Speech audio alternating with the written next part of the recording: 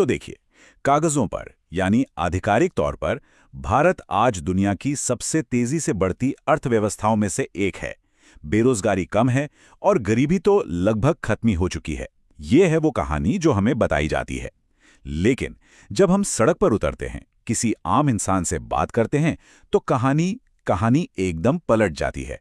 तो सवाल ये है कि ऐसा कैसे हो सकता है?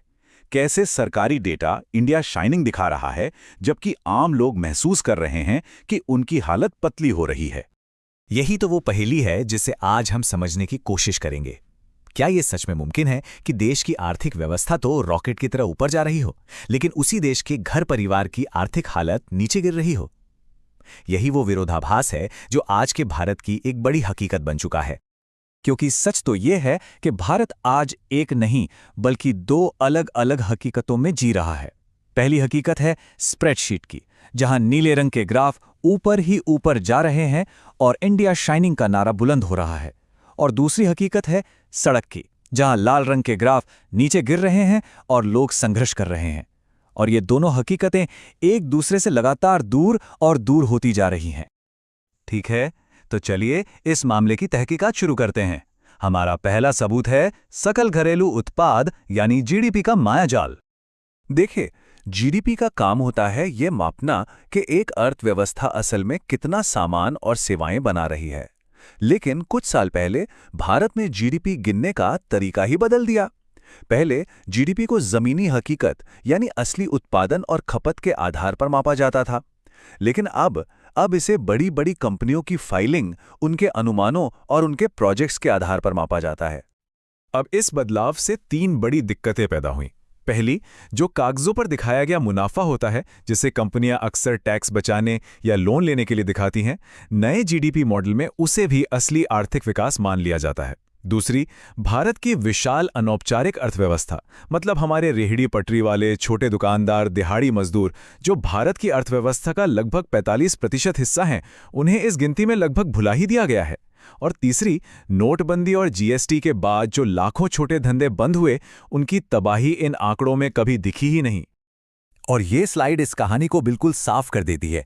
ये दो अलग अलग अर्थव्यवस्थाओं की कहानी है।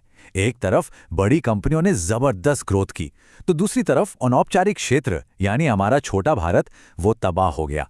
लेकिन क्योंकि जीडीपी मॉडल सिर्फ बड़े खिलाड़ियों पर ध्यान देता है, छोटे भारत का ये दर्द कभी भी सरकारी आंकड़ों में नजर ही नहीं आया। तो इस सब का जमीनी मतलब क्या निकला?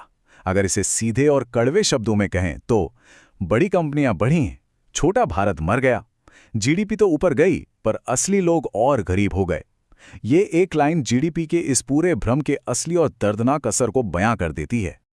तो जीडीपी की कहानी तो साफ हो गई।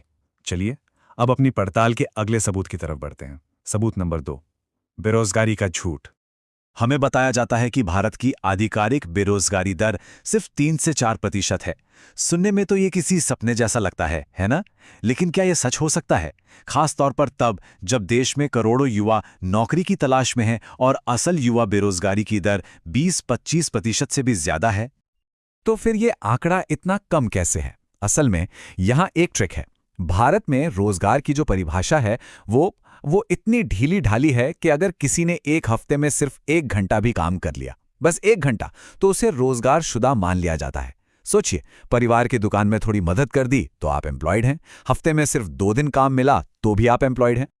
तो असली मुद्दा बेरोजगारी का है ही नहीं। असली मुद्दा है अल्प रोजगार यानी अंडर एम्प्लॉयमेंट की एक भयानक आपदा का। लोग काम तो कर रहे हैं, लेकिन इतना नहीं कमा रहे हैं कि अपना गुजारा कर सकें। जरा सोचिए, एक इंसान जो पूरे महीने काम करके सिर्फ 2000 रुपये कमाता है, उसे भी सरकारी आंकड़ों में रोजगारशुदा गिना जाता है। ये असली संकट पर पर्दा डालने जैसा है। और अब हमारी जांच का आखिरी सबूत, गरीबी के आंकड़े। सरकार का दावा है कि भारत से गरीबी लगभग खत्म हो चुकी है। लेकिन क्या यहां भी आंकड़ों की कोई बाजीगरी छिपी है? चलिए देखते हैं। यहां भी एक तरकीब अपनाई गई। गरीबी को जादुई तरीके से कम करने के लिए पहला कदम था गरीब की परिभाषा ही बदल दो। गरीबी रेखा को सिर्फ 35 से 40 रुपए प्रतिदिन पर सेट कर दिया गया। इसका मतलब अगर कोई इससे 1 रुपया भी ज्यादा कमाता है तो वो गरीब नहीं है। और फिर घोषणा कर दी गई कि गरीबी लगभग खत्म हो गई है। जरा सोचिए, 35 रुपए एक दिन में, महीने के हुए लगभग 1200 रुपए। इतने में गुजारा करना कैसा होगा? तो नतीजा क्या निकला? नतीजा ये निकला कि लोगों को अमीर नहीं बनाया गया, बस गरीबी की परिभाषा को ही छोटा कर दिया गया।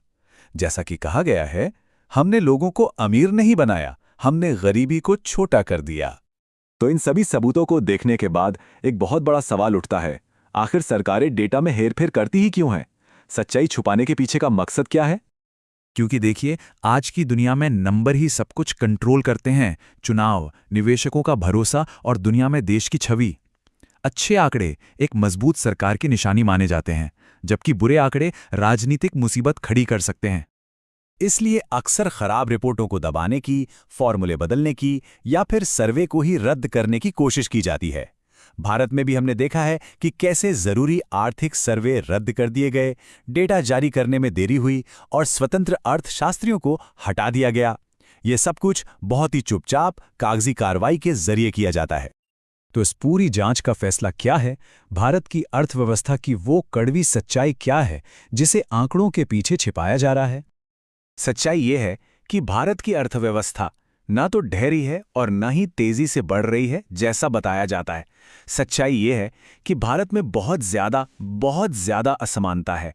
अमीर और बड़ी कंपनियां बहुत अच्छा कर रही हैं, जबकि गरीब और मध्यम वर्ग लगातार संघर्ष कर रहा है। और ये स्लाइड पूरी समस्या को एक नज़र में दिखा देती है। सरकारी डेटा क्या करता है? वो अमीर और गरीब दोनों का एक औसत निकाल देता है, जो असलियत पर पर्दा डाल देता है। ये एक नकली राष्ट्रीय तस्वीर बनाता है, जहां एक सीधी साधी लाइन अमीरों की जबरदस्त सफलता और गरीबों के गहरे संघर्ष को मिलाकर एक झूठी आरामदायक कहानी पेश करती है। अंत में बात बस इतनी सी है कि भारत को झूठे नंबरों की नहीं, बल्कि ईमानदार आईनों की जरूरत है। क्योंकि अगर हम डेटा के साथ खुद से ही झूठ बोलते रहेंगे, तो हम कभी भी उस चीज को ठीक नहीं कर पाएंगे जो असल में टूटी हुई है। एक बात हमेशा याद रखनी चाहिए, नंबरों से छेड़छाड़ की जा सकती है,